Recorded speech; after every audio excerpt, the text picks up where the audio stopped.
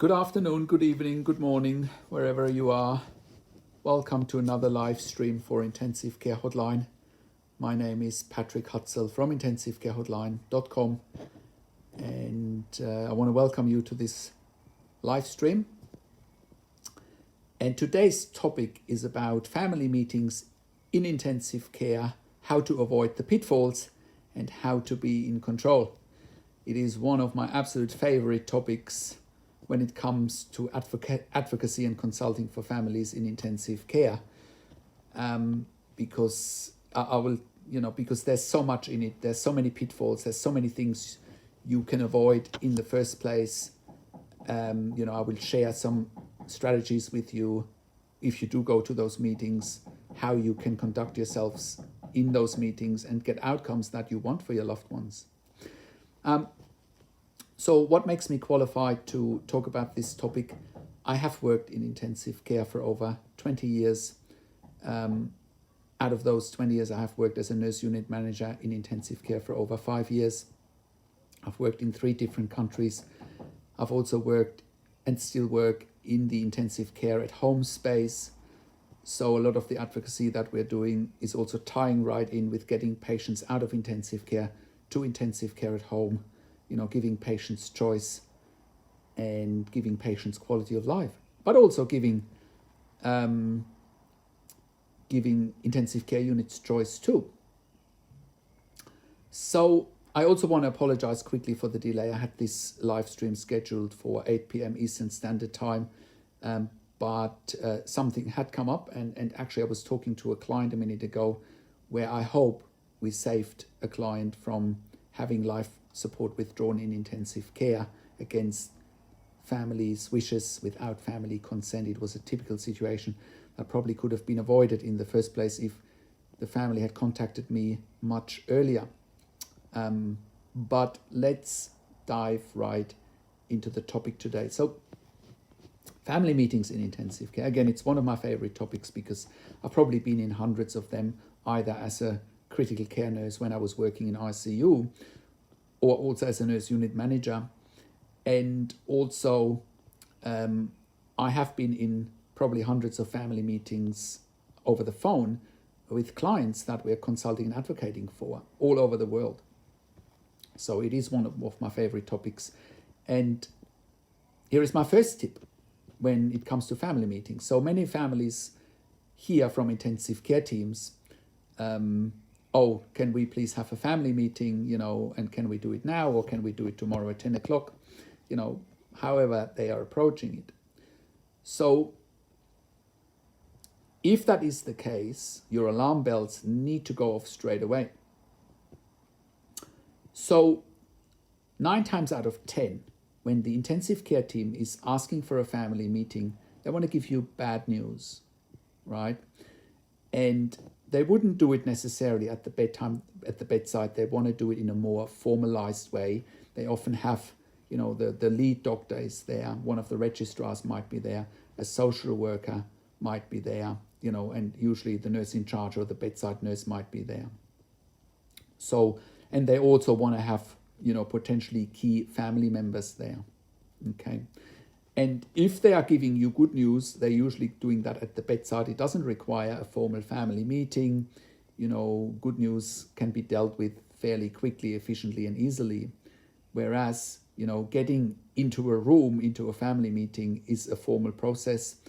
Often someone is also taking notes, or if they're not taking notes at the meeting directly, they will be writing in the medical notes later. Okay, so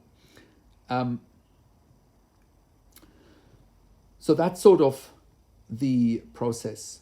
Now, what is important for you to know is that when intensive care teams ask for a family meeting, they know what to say. They know what not to say. They know how to say it. They know when to say it.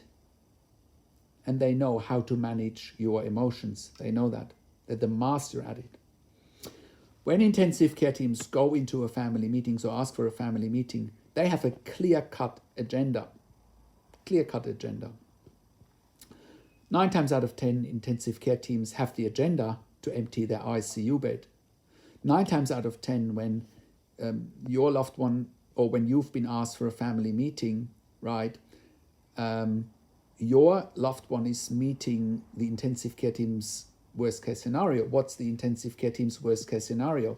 It is to look after a patient, a critically ill patient, indefinitely with an uncertain outcome, right? And if that is the case, they often frame it in a way where they say, oh, care and treatment for your loved one is futile. Futile means it's of no benefit. And I say perceived futility, it's a perception, as well as perceived of no perceived benefit, right? In your eyes, there could be a perceived benefit, right? So it all comes down from which perspective you're looking at. It also comes down to your beliefs. Are you a spiritual person? Are you a religious person? What are your cultural beliefs? Just because from a medical point of view it might be perceived as futile, from your religious, spiritual, cultural point of view it might be perceived as beneficial. It all comes down to your perspective, right? So my first advice here is this. If you've been asked to go to a family meeting, the first thing you need to do is ask for a written agenda. Ask for a written agenda. Get that agenda in writing, and then see whether you want to attend the family meeting. It's your choice, not the intensive care team's choice. It's your choice if you want to attend a family meeting or not.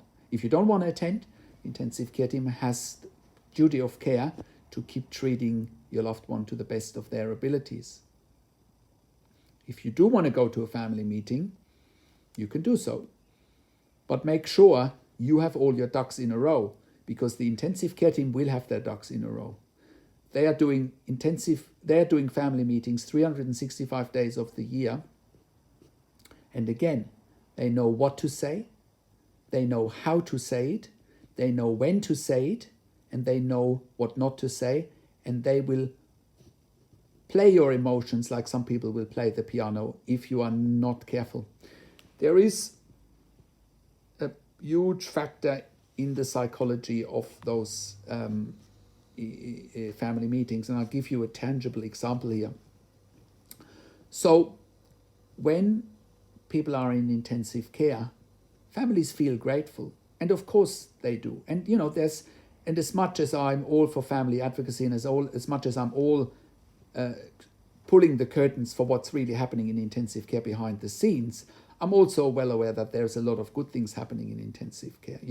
The work that we are doing here is mainly about, where families feel they're not getting everything they should be getting. So we are dealing with a minority of patients here, but, you need to be aware of the pitfalls. But where I'm going with this is, you feel gratitude for what the intensive care is doing for your loved one. You feel a sense of gratitude. Of course you do, because at the end of the day, whatever the reason is for your loved one going into intensive care, the intensive care team has saved their life for now. And you feel gratitude because of that. But what you need to be careful of is that because you're feeling gratitude, that the intensive care team is not using that gratitude that you're feeling to get the outcomes that they want, right? So to make this tangible, right, if the intensive care team is suggesting in a family meeting to stop life support, to withdraw life support, or if they're suggesting that you sign a DNR, right, if that is the case, you might say yes to all of that without knowing and understanding the implications. And you might say yes because you're feeling gratitude, because you're thankful to the intensive care team. Well, just because they saved your loved one's life yesterday doesn't mean they should stop doing that today. It means they should be continuing. Okay? So those are very dangerous dynamics at play, because your sense of gratitude that you're feeling towards the team makes you weak to give in to the wishes of the intensive care team.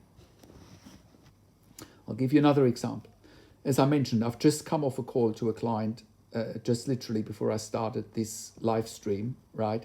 And on the call, the family has their 77-year-old dad in ICU. They've been having meetings all day all week with the intensive care team, and the intensive care team has been, quote unquote, preparing the family for end of life and has been preparing the family to withdraw life support for their loved one, right? And the family did not think that they have any rights whatsoever.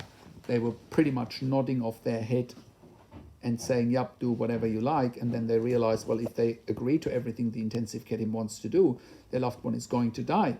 And then they had a last minute second thoughts, and that's when they reached out to us. And I believe we were able to put a stop to the intensive care team withdrawing life support, because again, we understand intensive care inside out, and we know about patients and families' rights. And intensive care teams are not operating in a vacuum. They're not. And in those family meetings, to bring it back to the family meeting, right, they will always tell you that they can do whatever they want. Nothing could be further from the truth. And they're trying to present it to you that they will, seek agreement from you, or that they will seek consent in the ideal scenario. And if they can't achieve the ideal scenario where they can't get your consent, they will try and bulldoze ahead and potentially kill your loved one and withdraw life support, right? Because they will be telling you that it's, quote unquote, in the best interest for your loved one.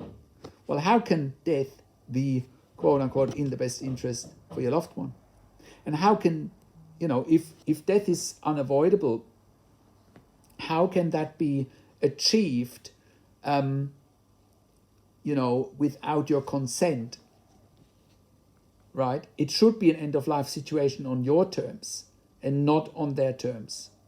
That is very, very important. You want outcomes on your terms, not on the intensive care team's terms. It's as simple as that. So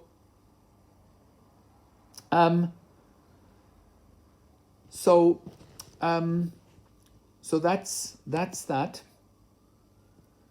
Then, you also need to keep in mind the dynamics of such important family meetings.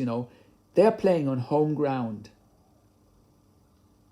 They are doing what they've been doing forever and a day, right? So they know how to conduct those meetings. And that's why it's so important for you to make a conscious decision whether you even want to go to those meetings. Now, my recommendation is this, that if you do go into those meetings, get a written agenda. Don't agree to last minute meetings without a written agenda, and have someone in that meeting that speaks the medical language, that understands intensive care inside out. And again, we have been part of many of those meetings, and we can advocate for clients. We can challenge intensive care teams, and we can help you get the outcomes that you want. That is so critically important. But also reserve the right not to go to those meetings. Now that you understand more of the dynamics, please reserve the right to not go to those meetings in the first place. There's nobody's forcing you. I can't believe how many families that are calling us and they say things like, oh, the intensive care team tells us we have to make a decision about this, and we have to make a decision about that, and we have to agree to this, and we have to agree to that. And nothing could be further from the truth. You don't have to do anything. If anything, the intensive care team has to treat your loved one. They have a duty of care, right? So it's you need to change your thinking. Intensive care teams just think they can put families under pressure forever and a day, and families just give in. And most families do give in, unfortunately. Most families,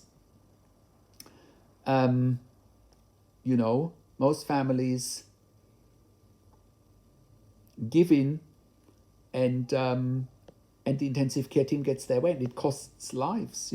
Especially nowadays with the with services like intensive care at home on the other end, there are options to have quality of life at home or quality of end of life at home instead of staying in ICU or having life support withdrawn and dying. You can go home with services like intensive care at home instead.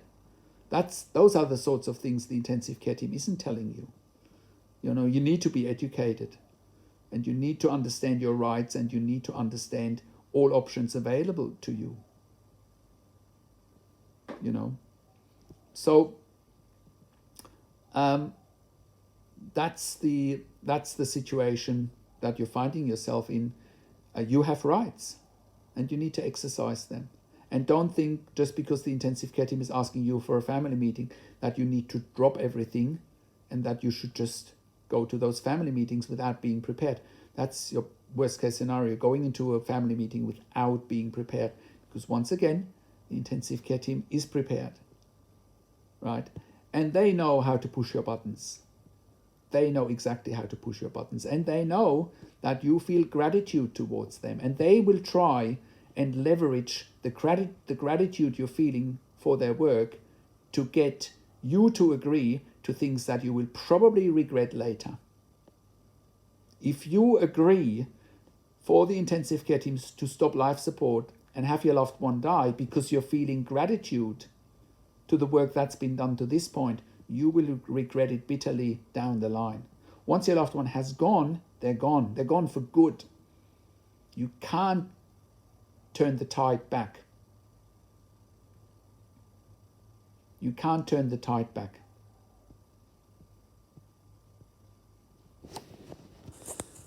So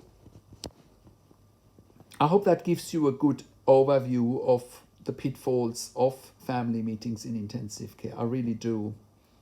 And you can't go in there without having someone that has worked in intensive care, that understands intensive care inside out.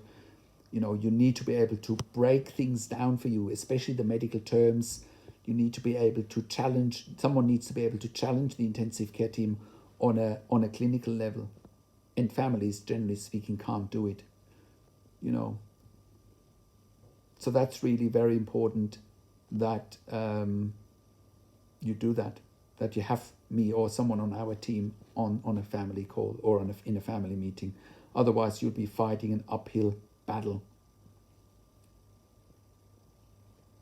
Type in the chat, but if you have any questions, please, because I really want to know whether I'm making sense here or whether you need any other insights, things that I haven't touched on.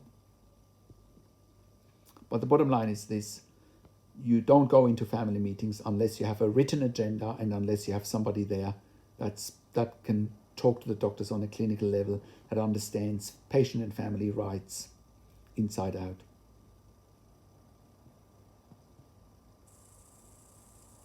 So if there are no other questions, I hope that gives you some insights for today. My name again is Patrik Hutzel from intensivecarehotline.com. You can even type your questions under this video once it's gone up on YouTube, and I will respond to the questions there. If you have a loved one in intensive care, go and check out intensivecarehotline.com. Call us on one of the numbers on the top of the website, or send me an email to support@intensivecarehotline.com. I also want you to like this video if you found value in this. Comment below what questions and insights that you have from this video, and subscribe to my YouTube channel for updates for families in intensive care. Thank you for watching. Take care for now.